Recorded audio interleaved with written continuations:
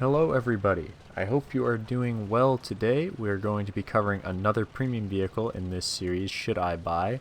Today we're going to be covering, as requested by, I don't know exactly how many of you, but at a fair amount, we're asking for the AMX 30, the higher tier French premium tank. Now there is a new one coming out. I'm not covering the new one that was announced a few days ago. That one I will cover at some point in the future, but not anytime soon. But this one is the 7.7 AMX 30 that sits alongside the standard tech tree variant.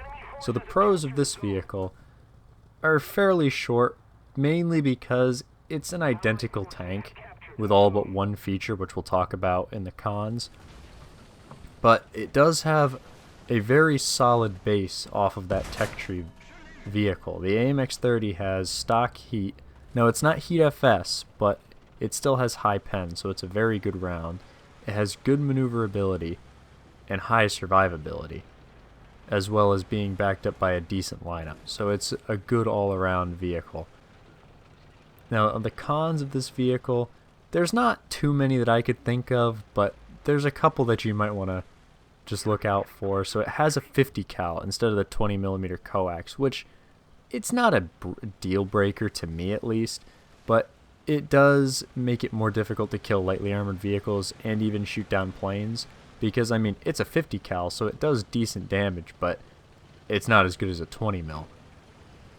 It also does not have APDS, which can be tricky if you're facing things with ERA, which you will face at 7.7 when you get in an up tier, or even stuff like the Magok at 7.7, so keep that in mind. It only has the heat and the HE. And it has a large ready rack in the turret. Now, I included this as a con because in theory it is a con, because all the ammo, it's like 20 something rounds stored in the back of the turret. So you'd think it'd be easy to get ammo racked there, but from my experience, it doesn't happen that often. I don't know if it's just because you die from getting shot prior to the ammo rack or what it is exactly, but in my experience, you don't get ammo racked in that back turret very often. And the last thing I included is the lineup surrounding it is fairly high in terms of repair cost. You've got stuff like the Lorraine at 7.3, even the regular AMX 30 is fairly expensive to repair, and like the 1390, stuff like that. So it can be expensive. However, because you're playing a premium tank, it will likely offset that cost. So you probably won't be making a ton of money like you would with some of the other premiums I've covered, but you'll be making enough to not be losing money as long as you do okay in the matches. So I hope that answers any questions you would have had on those. I would give the AMX 30, I'd say probably a 7. It's a good tank, but at the same time, you can get the tech tree vehicle and talisman it. The only issue with that is it does have the high repair cost.